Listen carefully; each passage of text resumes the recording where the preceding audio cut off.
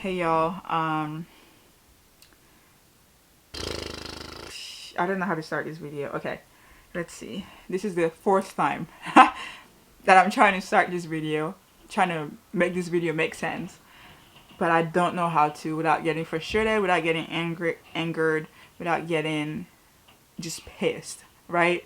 Um, so if you follow me on like my Instagram or Facebook or Twitter, um, I have been posting a lot about NSARS. And I don't know if y'all know what that is, because even though I post stuff, like, I mean, I fall guilty of this. Like, sometimes I just scroll past people's stories. So that may be what you've done. But I just wanted to call into your attention. I just want to kind of like show you what's going on outside your own bubble, right? Because I have a lot of friends who either don't care what's going on or I don't know, really. And so I just wanted to sit here and talk about it a little bit as much as I can, because I can't do the work for you. I can just share with you what I know, and you can take what I know and try to research and do more of it and just support the cause. But SARS is not like anything like the disease or whatever. SARS is Special Anti-Robbery Squad that was formed in 1992 in Nigeria. And just like the name says, anti-robbery squad, to catch the bad guys. You know, let's use that for example. Not for example, that's what you're supposed to do. They're supposed to protect innocent civilians, right? The countrymen's. They're supposed to protect them from people who maybe rob them, or who, like, from bad guys, let's just say that. But what are they doing? They're doing the exact opposite of that. They are extorting, raping, killing, threatening Nigerians, and mostly like their target is with Nigerian youth. And it makes no sense. Like, right? Like, it does not make any sense to me. But for someone my age in Nigeria could die because they have an AirPod, or they have an iPhone or a computer, because the people in government, people in power, don't believe that we can have that, right? They don't think youth, like people my age, they think we're lazy, right? They think we can't do anything, which is absurd because we are in 2020. It's funny to think that we're in a new day in age of technology. You would think it would be normal to have things like that, especially those in technology, those like software design or software developer, or the techies, right? I have a friend who does that, right? So you're telling me that if he's doing something with web design or something, he can't have his computer just to go out. He can't feel safe, which is crazy. Like, it's crazy. It's just absolutely insane. But the government, the people we have in power, I don't know what they're doing.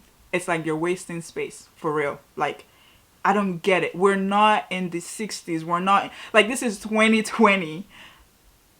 You're having police stop civilians because of what? If they did not commit a crime in front of you, right? If you don't catch them committing a crime, let's say you caught them because they did a crime. Okay, that's a different story. But they are just doing their life. You're just doing the daily, and you're killing people, and you're raping girls, and you're throwing the bodies into rivers.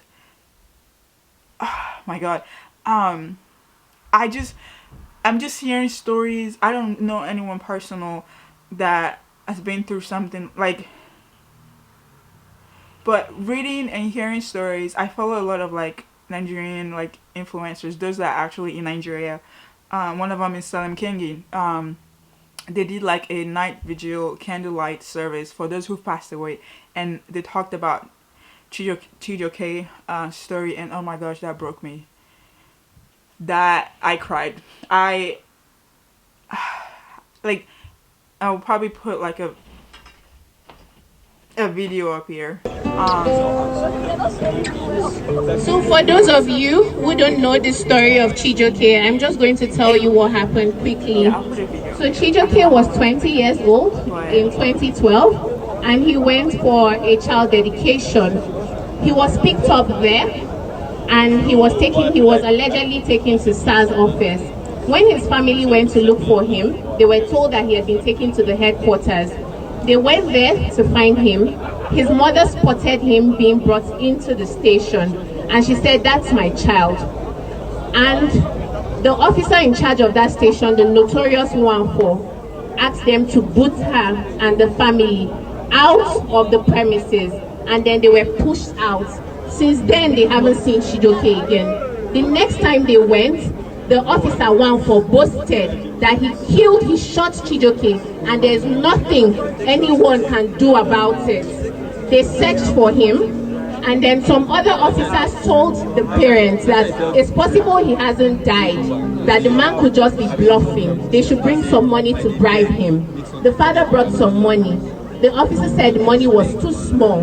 The father went, sold his land, sold some properties, raised 3 million, gave it to the man. The man said 3 million was chicken change. And the most horrifying part of this story, if you're a parent, that man, CSP Wafo, made Chijoke's dad to look for Chijoke's body in a river of dead bodies. He made him turn every single corpse upside down, searching for his son. I can't imagine what that man was going through. One part of him would think, let me find this body so that we can have closure. Another part of him would think, let me not find this body so that we can have hope. This is the impunity with which officers have treated us. They came to Abuja to seek justice. The state CID told them they would have to pay money to transport officers down to the state where it happened to investigate.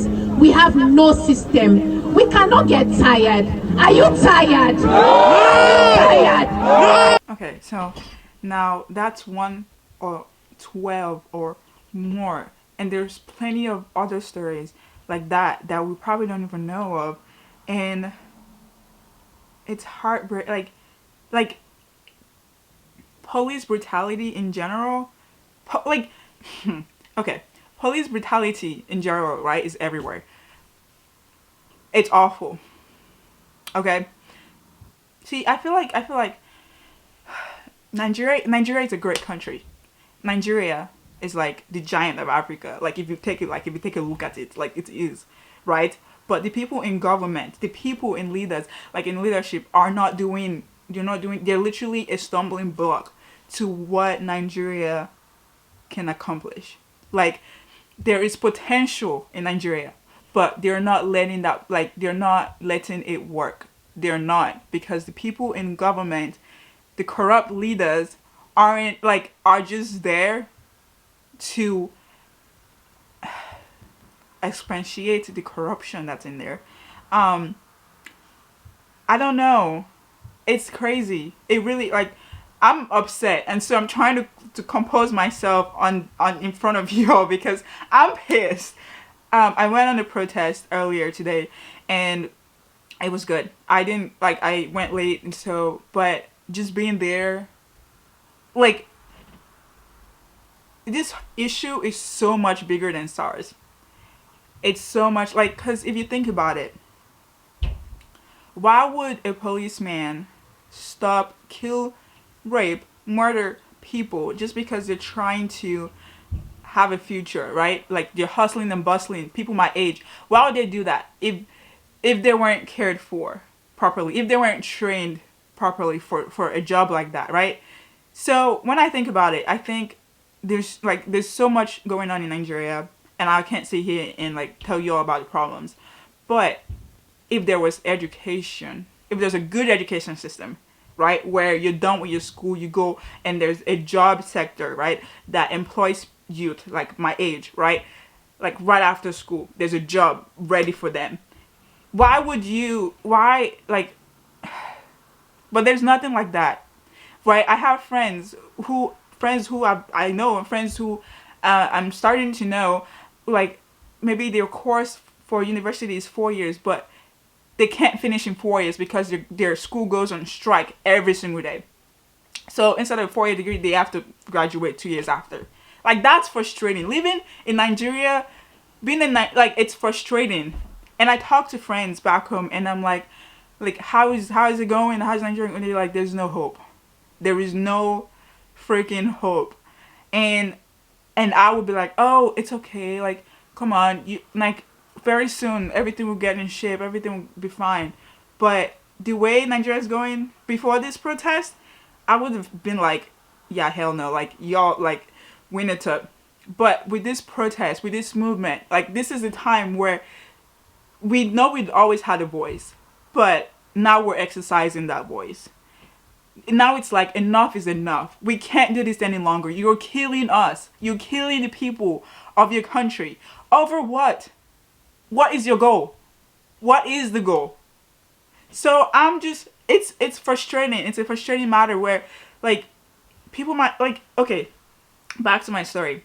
They don't have jobs ready, right? And so they graduate and they have to figure out how to fend for themselves because there's no job. They are creative enough to make something out of nothing, right? And so they're self-employed. They're figuring out things like maybe they're selling gas, maybe they're becoming social media influencers, something like that, or maybe they're learning how to do web design, web developing, or something because there is no opportunity like that because the government, there's nothing in place for them to succeed. So and then you come out and kill them. These people have bright futures. Yo, we are literally the leaders, not tomorrow but today.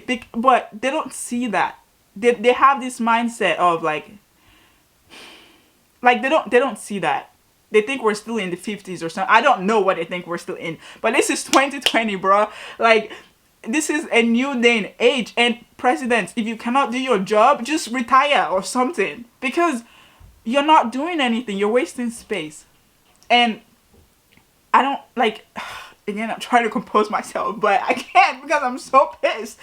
It's just so much. Oh Lord, so much. I just hope, like, props, like, kudos to all of, literally, I am proud that we are raising up our voices and demanding for change.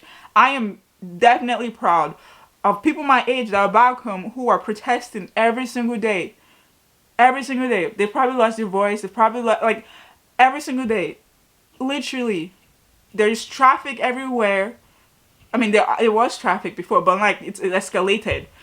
But I'm so I pray that this does not go in vain. Like, I pray that there is actual change. Not SWAT, not changing the name from SARS to SWAT. We don't need that kind of change. Because that's not change. Not adding another police, like, we want you to change the whole police unit, really. And for you to do that, it has to start from somewhere. Bruh, you need to train your police people. You need to give them, like, proper, take care of them, because they're also human beings. Like, if I'm not in a situation where I'm being frustrated about someone, I would not frustrate other people's life. So if I'm not put in a situation where I'm being frustrated myself, there's no way I'm going to go to someone else and frustrate their life. And that's exactly what's going on. If you're not taking care of these people and you're putting them in a job, you're not paying them well. You're not giving them the proper training. You're not being there for them. Of course, they'll go out and do the exact opposite of what they're supposed to be doing.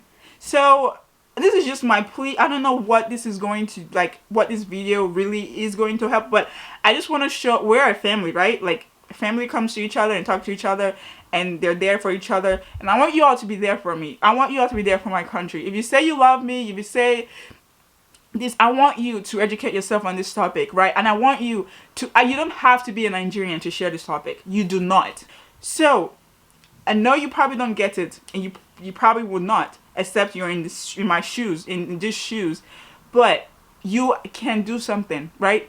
You can educate yourself. You can share different posts on social media, sign petitions. You can donate. You could do so many other things. But this is just me trying to show you all what to, like, there are so many things going on in Africa. Like, we could talk about Congo, in Namibia, like so many other things going on. But what are you doing? Nothing. And I get y'all have your own issues and stuff, but if there's, what is that quote?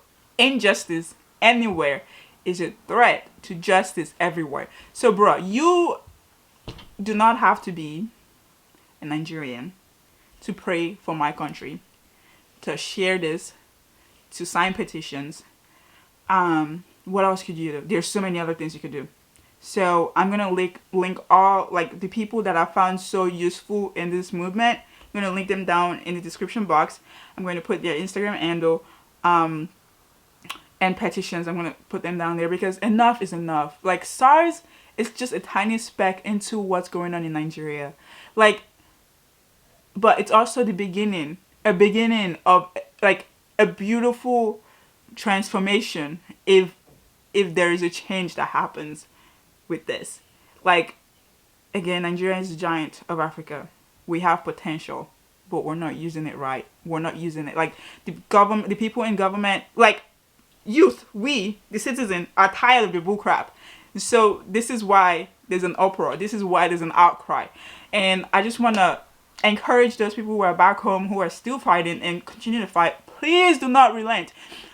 I am sending y'all strength and prayers, and just continue to keep fighting, because I'm afraid of what will happen if this is like, if nothing happens. So that's what I've got. I don't know what else. I feel like this video is very more composed than I did the last one. So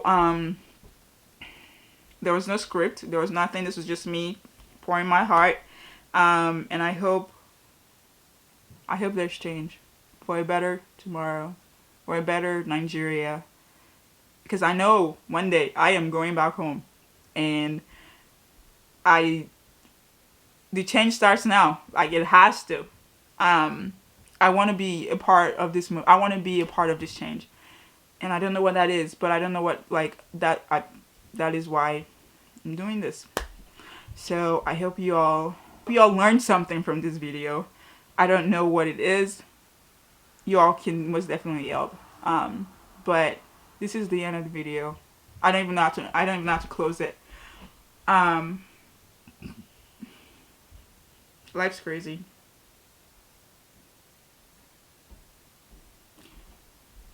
Life is crazy. My God, wow.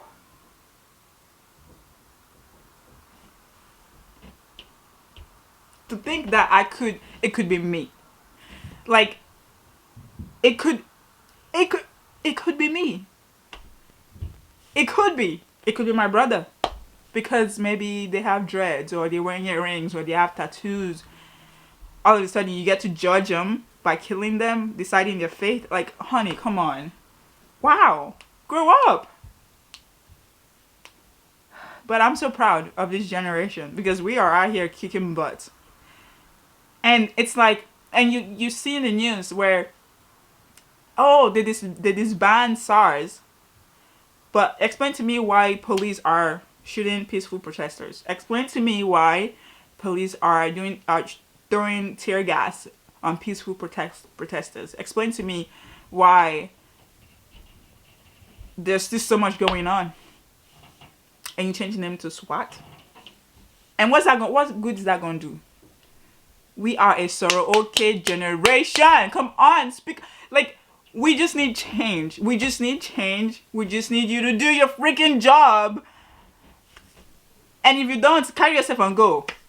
That SARS just must end. SARS must end. SARS should not, like, must go. SWAT, bye-bye. We don't want you. SWAT? What the hell is that? SWAT? I just need to calm down.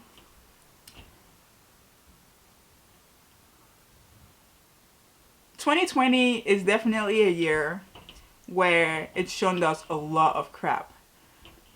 It's like, all these countries, we all have this hidden, not really hidden, but 2020 came and it's like, I'm going to expose everything that's going on wrong. I'm going to expose it. So to either make you think and have a good, like, think and create a way to change it, or y'all just die there trying to still do life. I feel like that's how 2020 is. There's so much lesson to learn.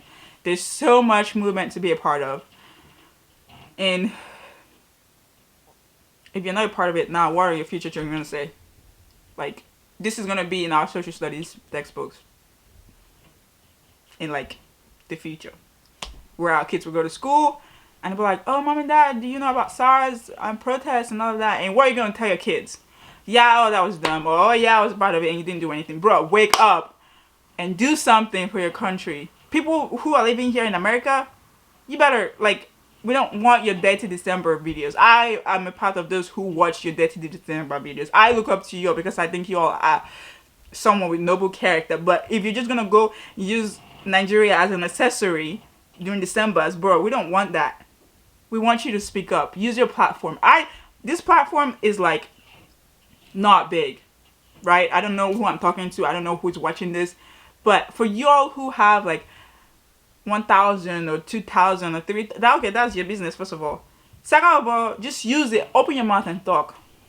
Your country needs you. So, anyway, that's the end of my video.